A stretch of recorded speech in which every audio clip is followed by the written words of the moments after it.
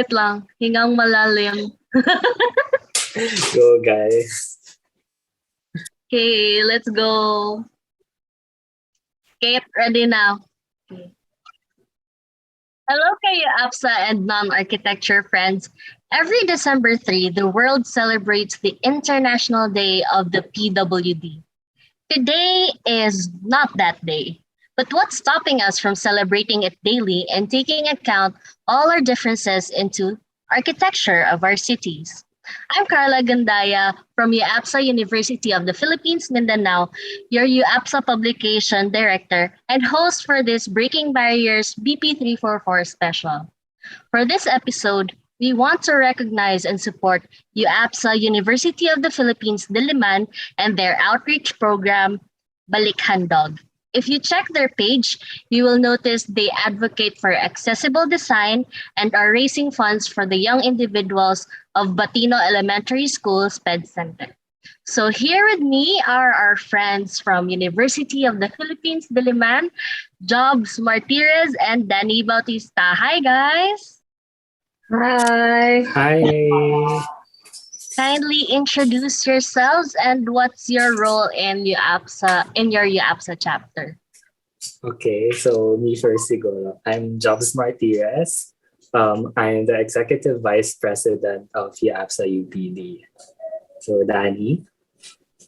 Okay, I am Dani Bautista. I am the AVP for Communications for External Affairs and Public Relations, but more importantly, I am the Directress for Balik Handog, or what we call Likha.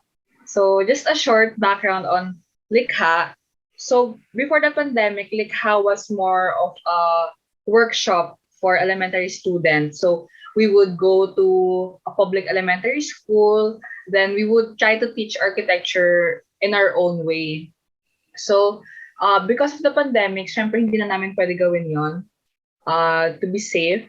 Then for this year's beneficiary or donation drive, yung beneficiary ng donation drive namin ay Batino Elementary School SPED Center specifically, because we wanted to be more hands-on and to help yung parang greater lang and not just, provide the money or like the material thing. So, ayun nga, along that, we also call for inclusive education and yung accessibility for all.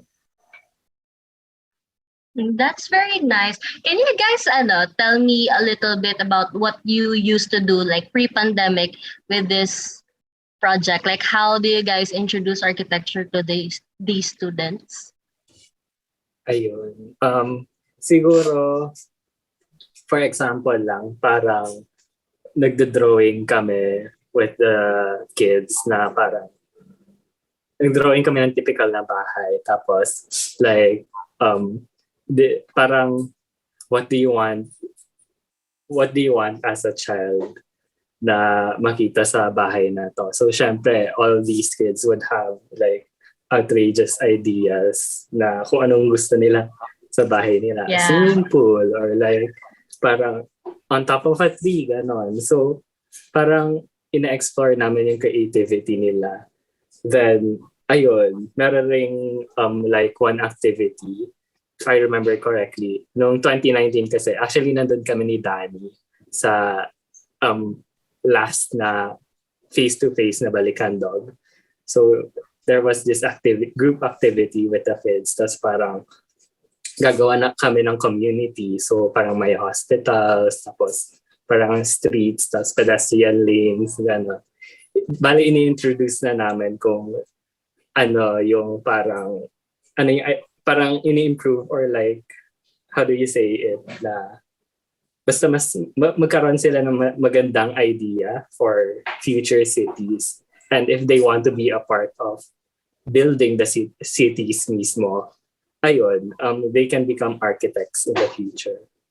So, that's a really cute initiative. Siguro other chapters could probably adapt that project, and then if everything else gets better, we could do it like face to face.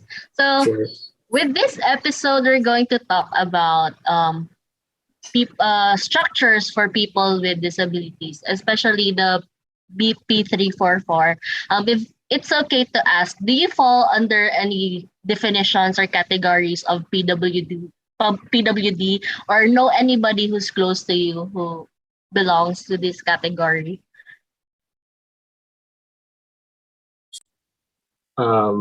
So for ako siguro, actually, as you can see, I'm wearing glasses. So,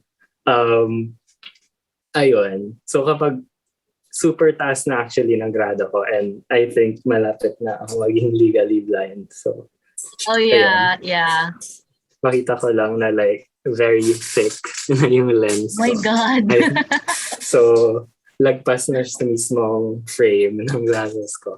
Pero yeah, as My to, God. like, people close to me naman.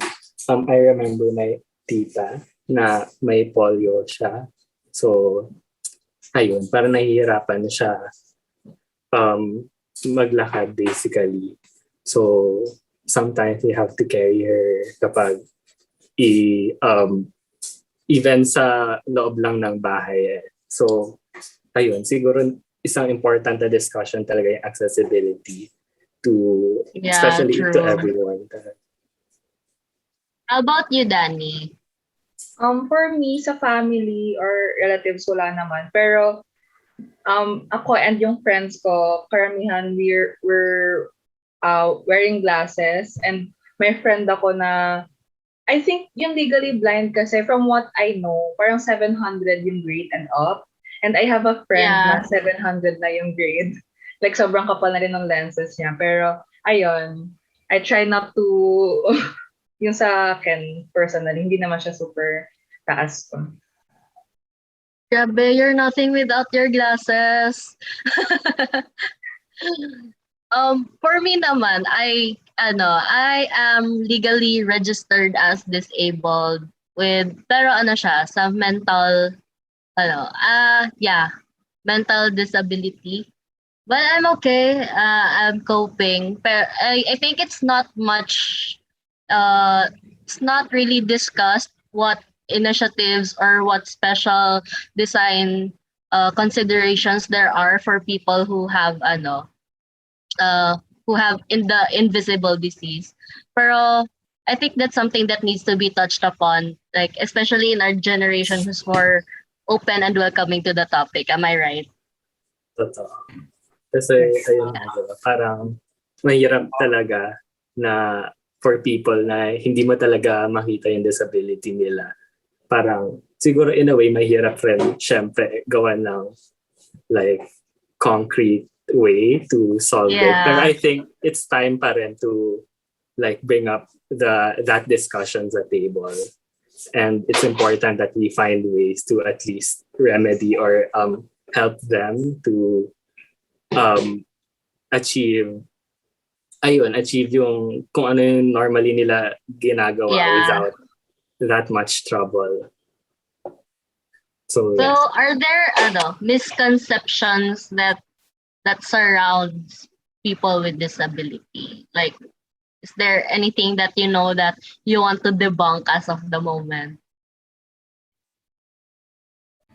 For me, I think yun nga, yung sa friend ko na 700 yung grade and up na, hindi pa siya nakakapag-registered as yung legally blind nga. Pero, ayun, hindi rin siya kino-consider kasi parang kailangan din yung identification na yon, which is parang silly din siya kasi nga, hindi man siya yung physical na impairment. It's still like, you can see literally na ang kapal ng glasses niya, and if tanggalin ko yun bigla, wala na talaga siya makikita. So, I think it's a common misconception, especially now, na kahit ang dami ng glasses wearers sa atin dahil sa exposure to like multiple gadgets and ano man, hindi pa rin touched upon yung fact na these people can be legally blind if hindi maagapan. And ayun, yung ways then to help them, I think we need to touch upon more. How about you, Jobs? Ayun, siguro ayun nga rin in terms of intellectual or mental disabilities rin. Like, I remember parang may nakwento yung prof namin sa Art 57, which is building laws. Nung in-introduce niya yung topic na to, like meron daw siya na cousin na parang may,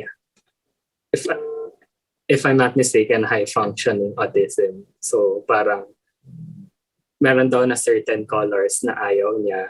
So kumbaga nakaka-affect sa functioning niya yung kapag nakita siya ng orange kanon. Ayaw niya talaga yung color na yun. So siguro as designers, syempre we must be conscious pagdating sa mga sa needs talaga ng users mismo. Whether for us, syempre, tedious yun. Pero, of course, malaking bagay rin yun for them na, syempre, let's just be open sa kanilang suggestions. Let's have our ears willingly listening to them. So, ayan, I think that's one thing as a designer, and one thing as a legislators sa na kailangan nilang i-consider talaga. So yeah, thank you guys for answering those questions. So for this episode, we're going to follow a new format. It's not your usual UAPSAlitaan episode.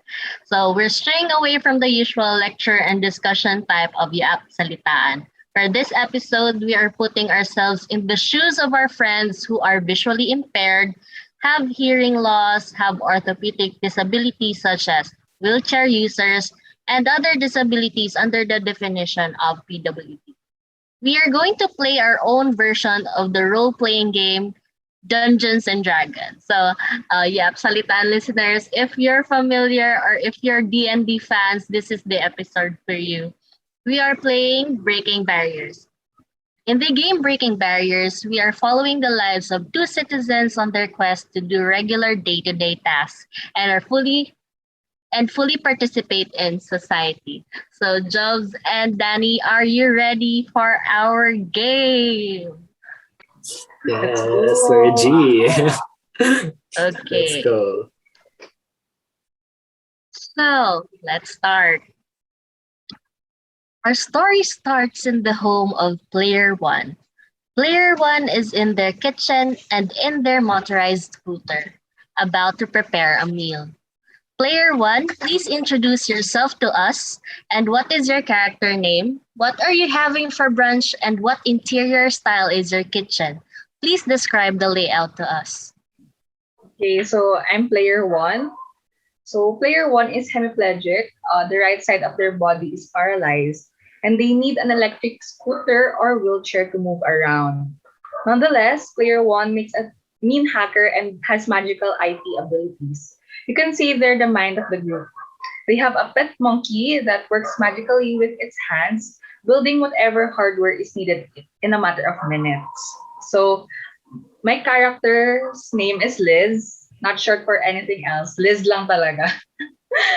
So, ang pagising ko, I was craving for some shrimp sinigang kasi ang tagal ko na pinakakain ng seafood. Shrimp sinigang, that's good. So we have Popo, my monkey, na trained to help me with my everyday necessities. And now I'm standing in my kitchen, which is in an L-shaped layout with an island in the middle. And of course, it follows the work triangle, the refrigerator, the stove, and the sink. I have wooden cupboards and a granite countertop since my house is in the style of a Filipino modern home. Player 1 or Liz, now that you've described your kitchen to us, it sounds very beautiful.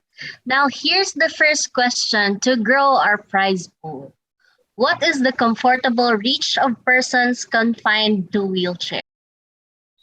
For my character, I believe it's from 0.70 meters to 1.20 meters above the floor. About the counter naman, it must be at least 0.40 from the sides of the wall. So in my kitchen, it's actually 0.8 meters kasi ang standard for Filipino houses ay 0.85. But to meet halfway with my needs and yung needs ng pupunta sa bahay ko, we settled on 0.8 meters. And you've just added 100 to the prize pool. Now, we see Liz reaching to open the fridge about 0.7 to 1.20 meters at length, or what she said, 0.8 at that. You open the fridge door and you feel the cool air and realize you're missing a bunch of ingredients for the brunch you want to have and the chance of having a meal at all. The fridge is basically empty. As player one is thinking about what to do about brunch, we pan our attention to player two. Player two, you are standing outside your friend's house. Introduce your character to us and tell us what do the houses in your neighborhood look like. Okay, so I'm player two. Player two is legally blind without their glasses. The world looks impossibly fuzzy, and because of this disadvantage, player two has great hearing and also singing. So people say they're so good that their music literally moves people. And you can say that they're the heart of the group. So in the spirit of Christmas, the name of my character would be JC. So hi, I am JC and JC. yeah. You know what it stands for now. So Yeah. anyway, I'm a Capricorn who siguro in terms of breakfast likes his coffee with a lot of milk. Controversial opinion. Mhm. And okay, so in terms naman siguro sa neighborhood, yung houses probably they would be in a postmodern layout. So maganda siguro ang neighborhood na you can see sa design ng houses yung personalities ng mga tao mismo. So for example, probably like the cat lady next door, her house would be shaped like a cat, literally. Tapos, probably ang kanyang roof ay made of fur, although it's against the tenets of tropical Yes. design. Pero yeah. Or like, siguro yung plantito, ang kanyang front yard ay true. Kanyang front yard ay probably isang jungle. Tapos, may cabin lang siya. Ganon. So, that would be probably the layout of our neighborhood. Very, very fun tignan. Very fun, very wild, beyond your imagination. Tama. So you were admiring the neighborhood and standing outside player one's house, and you were already excited to hang with them today, when out of nowhere, a very rude jogger does a hit and run on you. Would you like to scream anything at the jogger, or do you quickly try to find your glasses? Quickly or after you scream, you're on your knees trying to feel for your glasses on the ground, when suddenly you hear something crunch. Oh no, your glasses broke. Goodbye, frame and lenses. At this point, you're blind and the world is a big blur of colors. So, question to add another 100 to our prize pool. What is the minimum width of walkways para sana hindi magkabanggaan si jogger at saka si player 2? Kasi sobrang narrow ng mga streets, ng mga sidewalks dito eh. Pero ang minimum width of walkways ay 1.2 meters. Yeah. Did I You're get it right? That's another 100 to the prize pool. Yes. And now, at this point, player 1, you're really hungry, but you might have heard what happened to player 2. And player 2, you know you're near player 1's door. What do each of your characters do? Let's start with player 2. Ayun. So, I would probably trip a few times before I get to her door. Tapos, ayun. Kakapain ko ang kanyang front door. Hanapin ko ang doorbell until ding dong. Ding dong, hello. Liz, are you there? Liz, pakisagot yung doorbell. Okay, so since mas mabilis si Popo in terms of mobility, Popo gets the door for me. Pero nagtaka, Hi, Popo. then I quickly, as fast as possible, pupunta ako sa door and gonna introduce Popo. So, hi JC, what happened? Asan ang glasses mo? Actually, di ko mahanap. Can Popo get it for us? Ayun. Okay, pero I stopped Popo kasi baka masugatan si Popo, my beloved, dahil yung glass. Yes. Oh, Let's be careful. tama. So, okay, before we jump back into this episode special, we would like to thank our sponsor, La Herencia Davao, for making this episode possible. For every answer our players get right, we get 100 pesos to grow a prize pool that helps fund Balik Handog, the annual outreach project of UAPSA University of the Philippines Diliman. And now that we've gathered all our players in one place, the quest to buy groceries, get new glasses, and breaking barriers begin. So, first barrier. Our friends find themselves walking on the road you see a bike lane, which is great because cycling promotes good physical and environmental health. But then just a few meters ahead, you see an obstruction on the sidewalk, a road sign that reads, "Yield to pedestrians." And not far from this, across the street, is your favorite carinderia. You can hear the rush that goes on even from where you guys were. The clacking of spoons and forks and someone shouting, "Ate, isa pang soft drinks!" And another one aching what the libreng soup of the day is. This particular sign you see in front of you stands on a neon orange pole, and the sign itself is matte black on a glossy white background. Informative and easy to understand.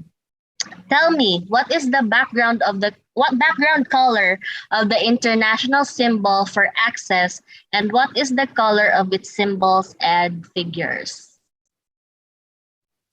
Okay, so yung background ay color navy with the shade of blue. And yung symbol ay color white. Tapos, I think we're all familiar with the symbol. Parang yung stick man na nakaupo with a wheelchair. So,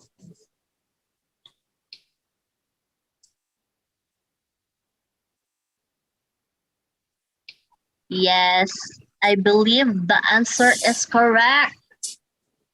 yay. So as described earlier, across the street is your favorite carinderia. Can you tell our listeners what the name of the place is?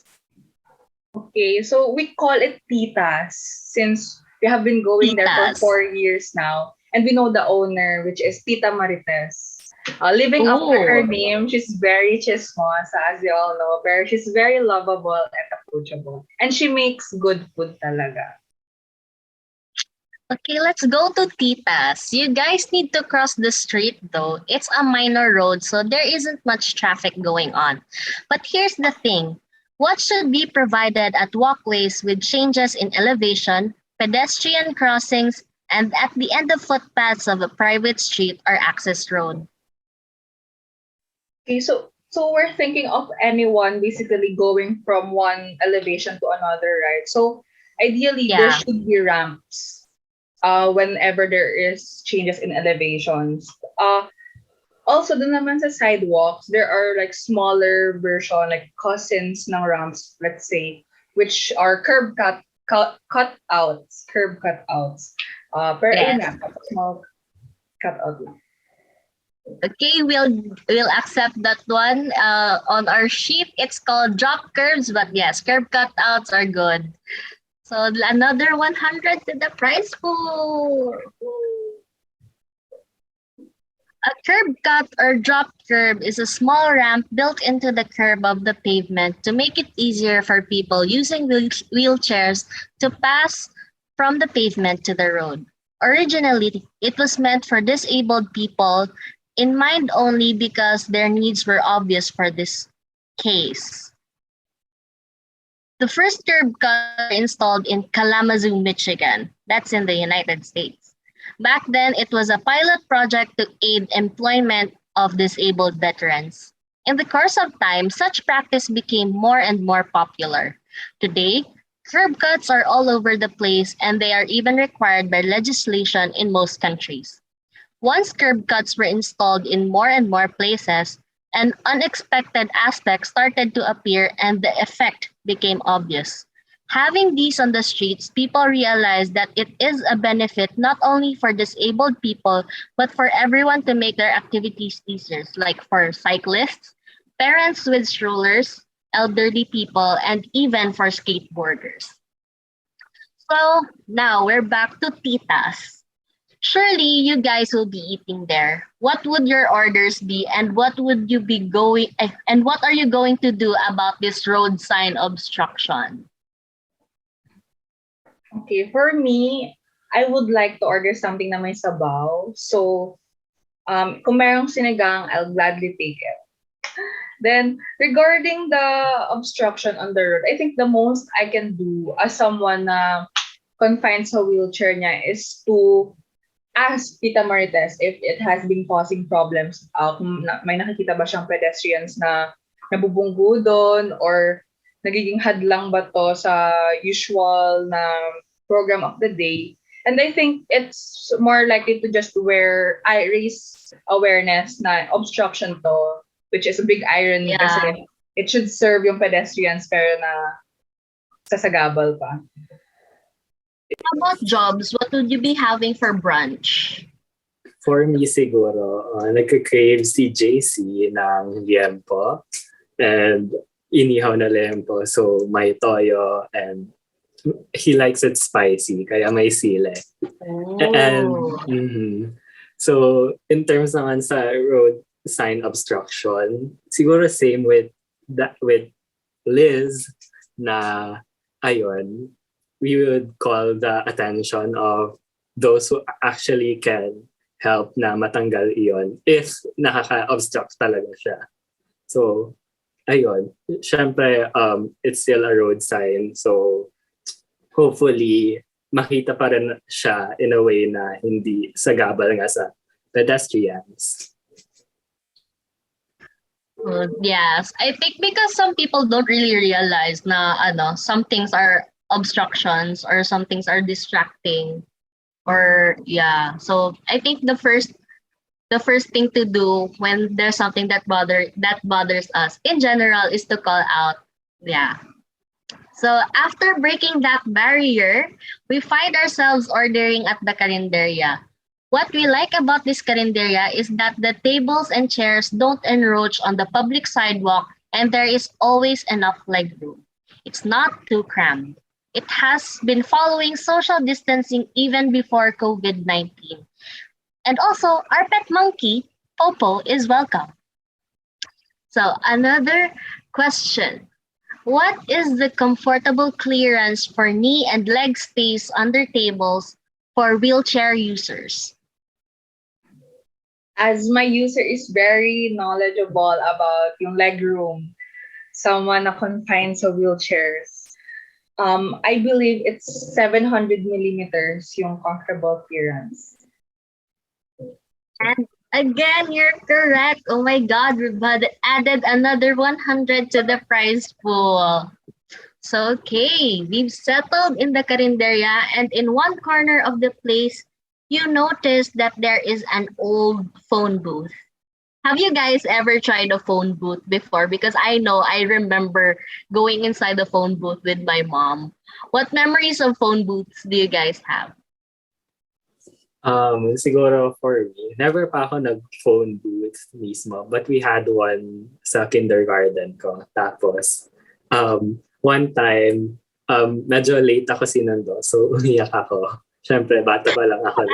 So, siyempre naiyak ako. So, yung guard, ayun, tumawag sa phone booth. Tapos, medyo weird nga kasi yung parang phone booth ay merong, parang on top siya ng isang parang bench, kaya parang mahirap siya So, but anyways, parang, yan yung experience ko sa phone booth. But ayun nga, never pa ako nag-phone booth. What about Dani or Liz rather? Dani or Liz? Liz the Ah. lizard. Liz. Okay. For me naman, I do remember na meron kaming phone booth din sa school. Although hindi siya yung widely used na phone booth and parang nasa gilid lang siya ng stairs nga. Parang, I think it was the age din na marami nang gumagamit ng cellphone so no one uses phone booth as much. Pero as someone na yung bata pa ako nun, so I wasn't allowed to have my own cellphone.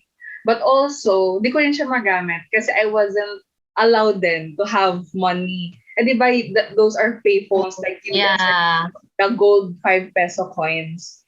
So, I think ang memory ko lang with a phone booth is like playing with it. Like, kunwari may kausap na lang ako sa phone pag wala akong magawa. But I think that's it. Not actually functioning. Yeah, true. I just remember playing with the phones, but not actually making phone calls. So, with that said, what is the maximum height location of coin slots, dialing controls, receivers, and instructional signs at telephone booths?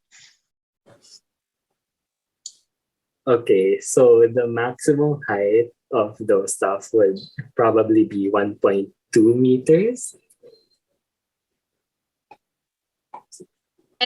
It's actually 1.1 meters, the maximum height.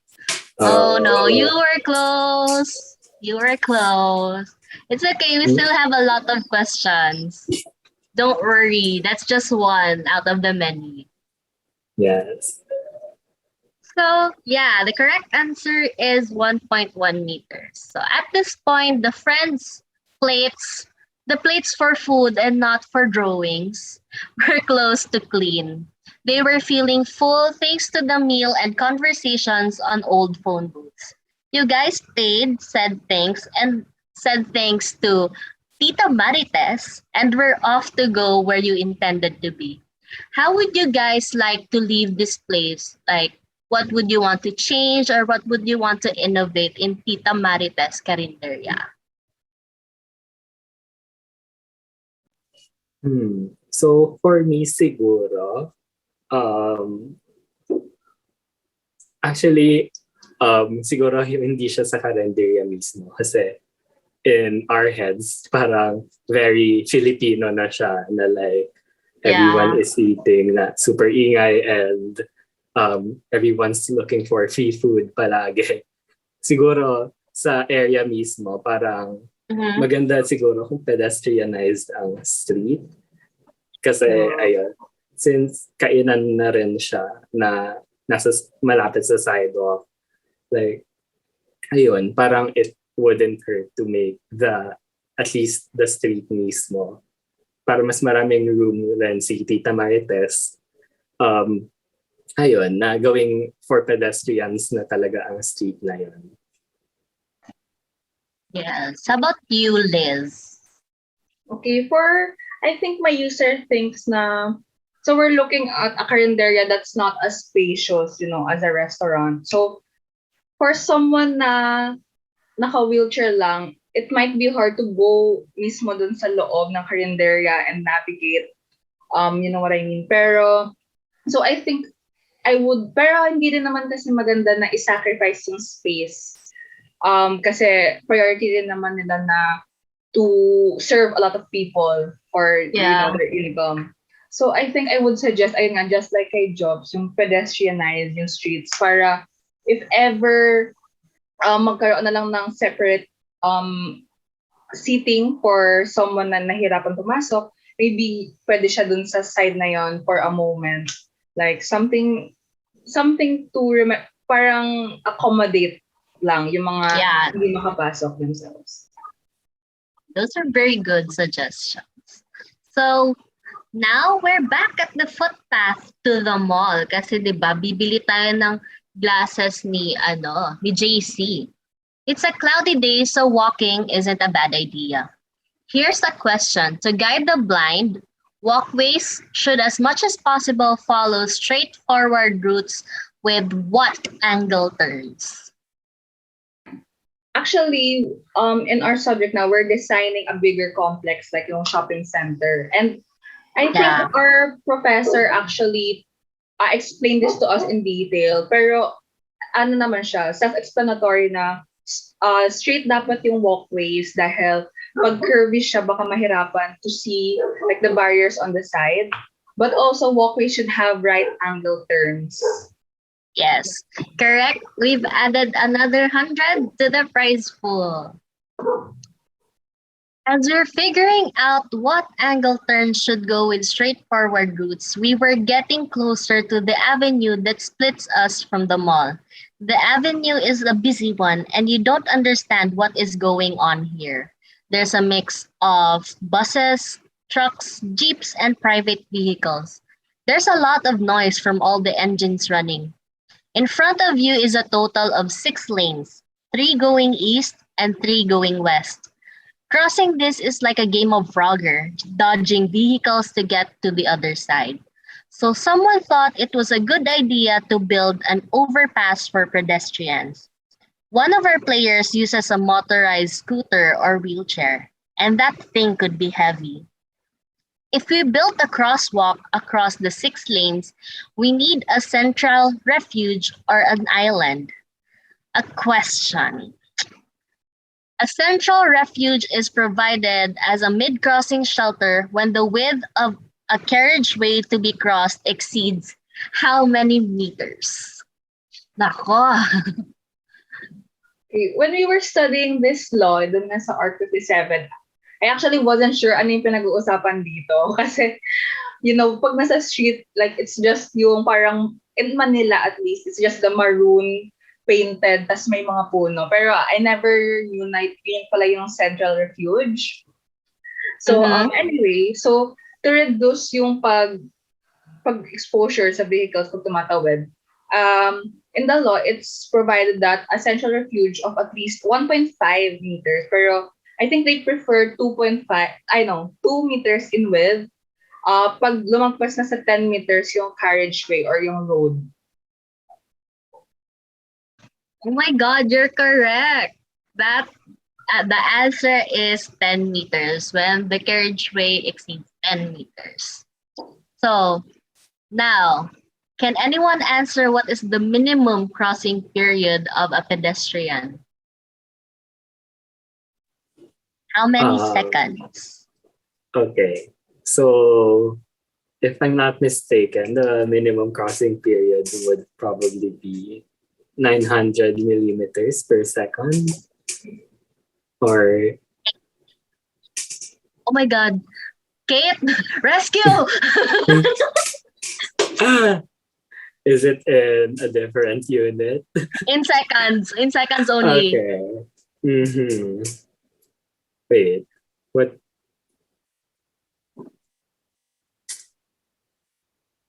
Siguro will take 9.9 meters per second. But the normal speed would be 1.2 meters per second. So,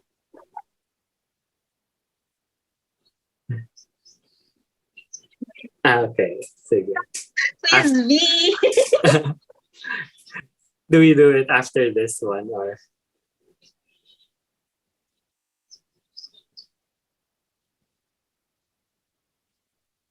Oh.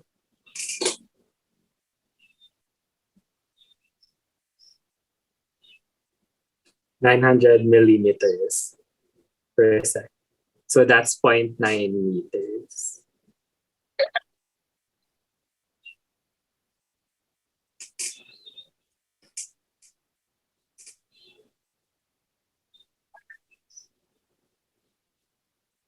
Okay, we'll give this one to you. We'll give this one Thank to you, JC. UAPSAlitaan. In the spirit of Christmas. Tama. It's already JC, so what else can you do? Joke lang. But yeah, with what you said, actually, You already answered the next question, which is the crossing speed of pedestrians. Yeah, 0.9 meters per second.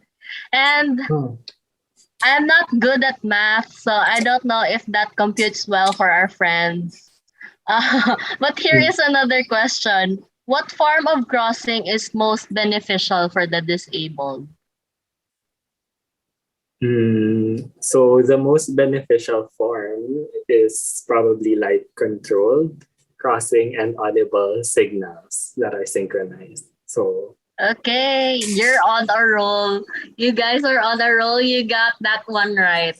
And the last question for this barrier, do you know who or what governing departments are responsible for the administration and enforcement of BP344? So our source is actually the BP344 IRR provided sa DPWH site. So doon nakalagay, we have the Department of Public Works and Highways, which gives yung for the roads, sila yung nag-enforce dun sa public, like, as the name suggests. Then we also have the Department of Transportation and Communications, since provided din sa BP344 na ang provisions for public transport, like kung saang seat sila dapat nakaupo. And I think they also consulted with the National Council on Disability Affairs, or NCDA, in making the law. Okay, you guys are right again. And before we do anything, let's reflect on this a bit. Did you guys ever come across instances in real life where you had to use an overpass or cross a very busy street? How did you feel in those moments? Would you guys agree that car-centric societies are undemocratic, and how so? Okay, for me, I was raised sa Metro Manila, so I was used to the whole chaos ng cars sa Taft, let's say, ganon. Pero I do remember my cousin na from a rural area where we all know na yung bicycles or motorcycles go in a moderate speed, or like parang hindi din ganun kadalas yung kotse. So parang freely lang sila nakakapag cross ng street. So nung pumunta siya sa Manila, grabe yung kapit niya sa akin pag mag-cross kami ng street, kasi nga hindi siya sanay. Like, we're talking about yung parang 2 to 3 na lanes, tapos nag-uunahan talaga yung jeepneys sa pagkuha ng pasahero. So, yeah, I do think na before kasi, we also had a seminar talking about the post-pandemic, pero ang main takeaway ko doon ay parang we should focus on building cities that are called 15-minute cities. Parang as the name suggests, it will only take you 15 minutes by foot pumunta sa daily necessities mo. So we're talking about groceries, pharmacies, parang 15 minutes lang doon, which I think is great kasi it minimizes the need for wheeled vehicles. For cars. Yeah. About you, Jobs?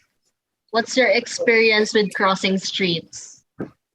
For me, actually, takot ako personally sa overpasses. Especially kapag yung gawa siya sa steel and nag-vibrate yung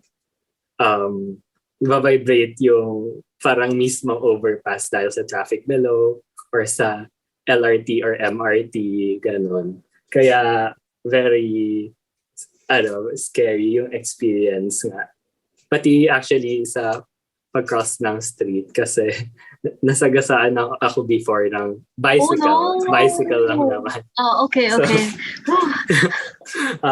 So, ayun, ever since then, parang nagkakaroon ako ng anxiety every time I face the road. Parang gano'n. Oh, no. So, with that said, parang I think important nga, as I mentioned kanina, to pedestrianize a lot of our streets and like to make it accessible to people. So yeah, make it more walkable. Yun nga, parang na-mention nga ni Dani na parang 15-minute cities. Parang super nakakapag-contribute siya sa productivity rin ng bawat person sa city. And yeah, ayun nga, yun nga sa webinar, parang it's important that we highlight yung permeability sa spaces na to. So, of course, in line with that, yung accessibility na rin. Mm-hmm. Correct. So, as for me naman, I grew up in a rural area. So, usually it's just 2-lane streets. Tapos, there was one time that I had to go mid-year sa UPD, and I was so shocked with the traffic and all that. It's like, oh my God, nakapikit ka na lang and all, pagising mo, nandun ka pa rin. Tapos, yun nga, like there are a lot of overpass. Tapos I really agree na it's shaking pag pag nandun ka. Tapos siguro I Feeling agree mo with your magka-collapse, parang ganun. Oo, yung relative ni Dani na kapit ako sa kasama ko kasi it was all new to me. I mean, I always naman I travel a lot naman to like Greater Metro Manila area. Pero it was the first time in my life that I had to walk the streets. I was scared. So, yeah, looking at the situation here, how would you guys like to change the environment? And I would like to remind you that player 2 has the power to change people's hearts through singing. Would you like to sing anything to all the drivers and pedestrians in this area? Oh, do I really have to sing? Okay, so... Like one line lang. Bless us Okay. with your voice. Tama. So, disclaimer, I'm not a singer in real life. So, ayun, in the spirit of Christmas, I will sing a popular Christmas song or like station ID ng ABS-CBN. Okay. 1, 2, 3, go. Ang nagsilbi nitong ilaw, walang iba kundi ikaw. Salamat sa liwanag mo, muling magkakakulay ang Pasko. So, I feel like my whole life has changed through song. Thank you so much, JC, exactly, the in the power of spirit of JC. Christmas. Daddy, Yeah. what has your heart changed because of the song? Of course. Parang gusto ko na mag-lobby for a better urban planning dahil sa Correct. for Tama. Mhm. So Wish I had we're that power back. in real life. Yes, the power that JC holds. Yeah. Um, So, yeah, we're leaving the avenue and reaching the other side. We're very close to the mall. Don't worry, it's pet friendly. Popo can come with us. And we're going to buy groceries for Liz and new glasses for JC. And before we jump back into this episode special, we would like to thank again our sponsor, La Herencia Davao, for making this episode possible. Ayun na, may paputok. Ulit. Before we jump back into this episode special, we would like to thank once again La Herencia Davao for making this episode possible. For every answer our player gets right, we get 100 pesos to grow a prize pool that helps fund Balik Handog, the annual outreach project of UAPSA University of the Philippines Diliman. So far, our group has earned 300 pesos. That's some big money. So we find ourselves at the entrance of the mall. Before we go in, let me read to you an excerpt on mall culture and consumerism written by Jor Annie Rico and Kim Robert C. De Leon. Prior to World War II, Manila was hailed as the Paris of the East. Did you know that? As a cultural hub, the city was a place of grandeur and glamour. Its tree-lined avenues were thriving with iconic Art Deco theaters designed by the country's national artists. Almost a century later, Manila's tree-lined streets and glorious theaters are now a thing of the past, as the places where they once stood are now occupied by towering shopping malls. Emblematic of an increasingly consumerist Filipino culture is the flourishing of shopping malls as public spaces owned by private enterprises. In the Philippines, mall, malls outnumber parks, and it's easy to see why. The apparent lack of green lawns, especially in Manila, not only limits communal resources for relaxation, socializing, and appreciating nature, but also exacerbates air pollution. The Philippines has no equivalent of Singapore's botanic gardens or Thailand's Bangkok Chow. To compensate for the lack of green spaces, malls are increasingly going green through eco-friendly architecture. An interesting excerpt that deserves its own UAPSAlitaan episode at best, to be honest. Sadly, we can only tease you with the possibility since we're close to the end of our quest. And our next three questions are here for our players to answer. Anyway, we've reached the mall. How are you guys feeling so far in our journey, JC and Liz?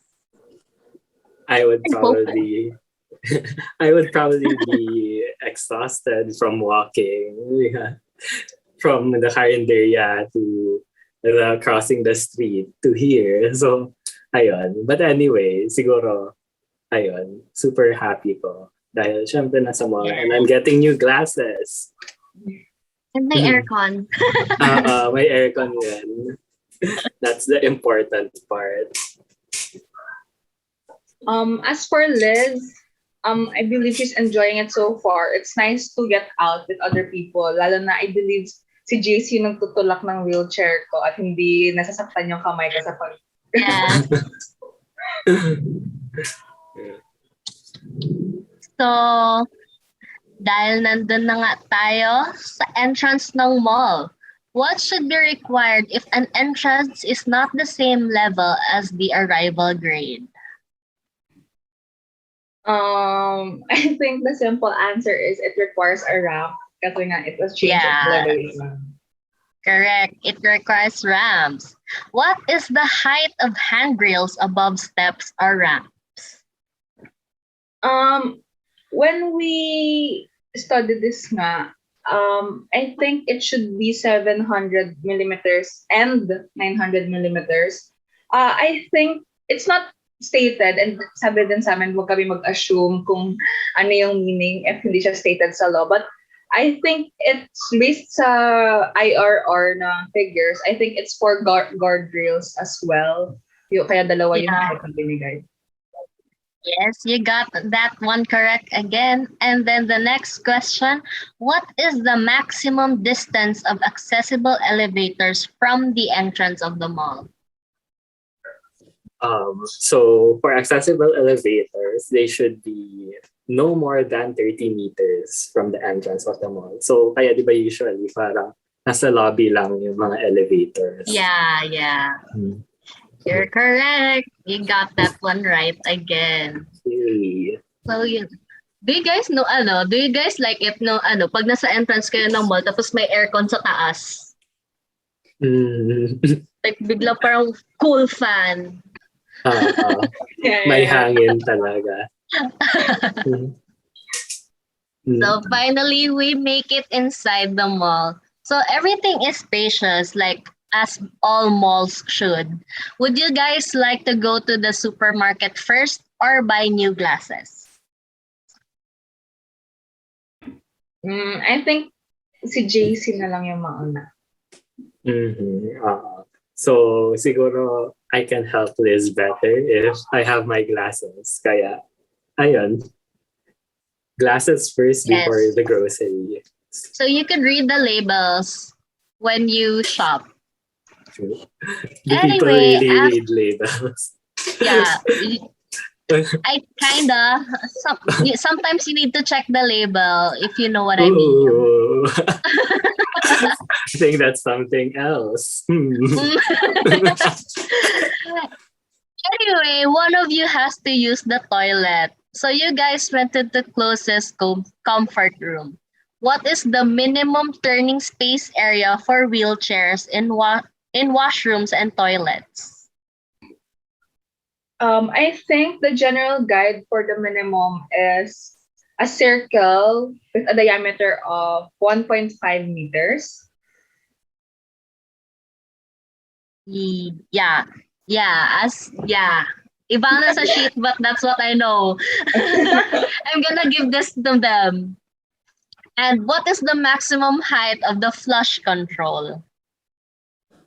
So the maximum height of the flush control should be 1.2 meters.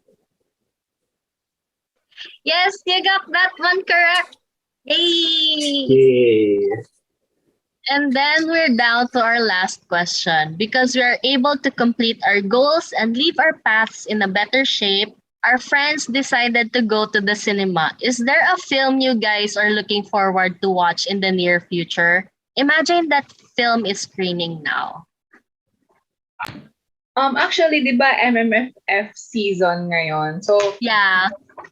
ayun, I'm actually interested in oh my God, apologies for my Bisaya agad kasi I'm a Tagalog girl.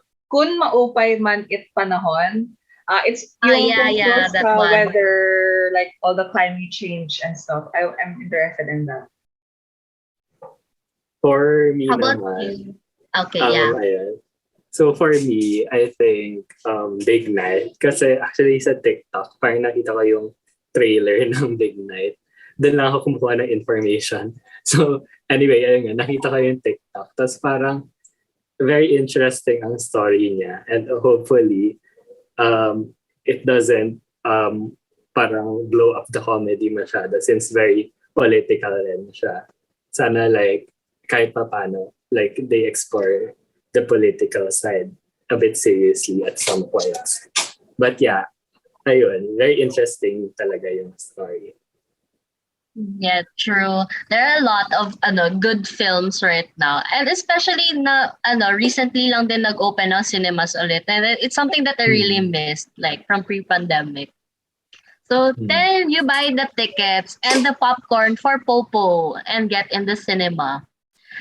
Then the last question. How many wheelchair seating spaces should be provided in an assembly place with 4 to 50 seating capacity? I believe there should be at least dalawang wheelchair seating space if yung capacity ay 4 to 50. Okay, you got the last question correct. And bonus question. What word refers to the features that enable disabled person to make use of the primary functions for which a structure is built? I'm hard guessing right now. I think it's accessible feature kasi dun sa law they okay. You got the bonus question right.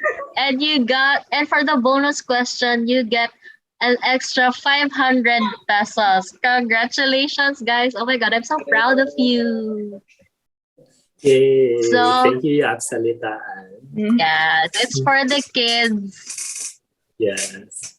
Batino, we're giving you something, finally. Yay. So, is there anything that you wanted to reflect on with the journey of Liz, Popo, and JC? Siguro, actually, para before rin kasi, na-try na rin namin nung face-to-face classes. Parang in our class, we tried to put ourselves in the shoes of, disabled, persons with disabilities rather. Yeah. Na, parang trinay namin to travel, navigate the building ng architecture sa UP through wheelchairs or through anong tawag doon, yung kapag pilay ka, crutches, then crutches. Crutches. Tapos meron din for visual disabilities rin. And for pregnant women rin, parang na-try rin namin yun. So, for siguro ngayong hindi face-to-face ang setup, parang magandang exercise rin na ito na like, you get to imagine how difficult it would be for them if hindi tayo considerate sa kanilang conditions and sa difficulties nila in navigating spaces. Especially na designers nga tayo. important talaga that we are conscious pagdating sa mga ganitong bagay. So, Dani? While I appreciate na it accommodates the law I mean accommodates my user, which is a wheelchair user, I think the law, it's given naman na it's very outdated, lalo na ngayong Yeah. time natin. Aside din sa fact, actually, the big factor is like yung phrase na disabled persons. I think it's time to let go of that phrase and yung gamitin na talaga ay yung persons with disabilities. Kasi diba, parang binabox natin yung mga tao na may disabilities into just being disabled when they're much more than that. But also with regard to like yung physical impairment, I think sinabi din to nung prof namin na yung law, dun lang siya pinitignan niya. Yung parang ang daming provision for wheelchair, like binigay yung dimensions ng wheelchair, like ang daming ganito, pero hindi man lang natignan yung mga mental disabilities or intellectual disabilities. So I think it's high time for amendments na I think are undergoing din naman. Yeah, it needs some tweaks and upgrades, especially now that there's people are being more vocal with like mental disabilities and stuff. It's not just for people with like who are bounded to wheelchairs or all that. Although yeah, there are a lot of provisions, a lot of design considerations made for them. But there are also other invisible disabilities that we need to touch on. So, guys, any last words that you would want to give our UAPSAlitaan listeners, or maybe you would want to promote Balik Handog? Ayun nga, the law shouldn't be one size fits all. Although we do want to see the most stringent na makapag-accommodate ng lahat. So I think we should all call for accessibility for everyone kasi lahat naman tayo mag-benefit from that. So ayun from me. Okay, so in terms of UAPSA naman, hello UAPSA-UPD, I hope you are listening first and foremost. So we would like to promote nga yung Balik Handog. We're still accepting donations, both in kind and monetary. So you can check out our page. It's Balik Handog on Facebook. And you can also check out our main Facebook page, UAPSA-UPD, if United Architects of the Philippines, Student Auxiliary, UAPSA, University of the Philippines Diliman. Yan yung full name ng page. Yeah, it's a mouthful. Yeah, it's a mouthful pala. Ayun. Pero yeah, check out our page if you want to get to know what we do and stuff. So I hope you support us. Thank you so much, Dani and Jobs, for sparing your time with us playing this game. And there you have it, mga ka-UAPSA and non-architecture friends. This episode has been an exercise to put ourselves in the shoes of persons with disabilities. Of course, we have only touched on the surface of it. And there are many more stories and lessons that we can discover and learn that help us become more compassionate citizens and architects. Once again, this has been Karla Gundaya from UAPSA University of the Philippines, Mindanao. As we spend the holidays comfortable in our homes, our donation channels for those affected by Typhoon Odette are still open. We hope things get better soon. And you can visit UAPSA National on Facebook, Twitter, and Instagram for more details. To stay in the loop for the latest UAPSAlitaan news, you can subscribe to UAPSA TV on YouTube, like Haligi Publication on Facebook, UAPSA's official publication, and follow us on Spotify. Until then, stay safe, everyone. Bye. Thank you. Yay! Thank Yay! you guys. That was fun. True. Yeah, Thank you it was for fun. having us. Thank you for having JC and Liz. Yeah. And Popo. And Popo. Don't forget Popo. Curious lang ako, yung UAPSA-Alitaan ba, UAPSA National siya na event or UAPSA-Min?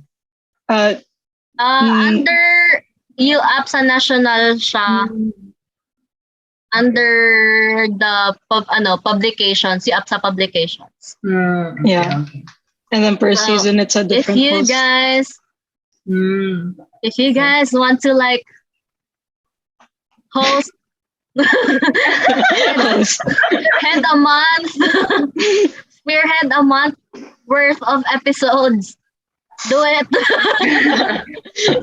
Yeah, mag-gawa lang ng proposal. Oh my God. Kate, do we take a picture? Yeah. I sent 2.5k kay Dan, your Gcash. Yay! Okay. Yay! Smooth Thank you, transaction, UAPSAlitaan. 5 stars. We'll order again. Okay.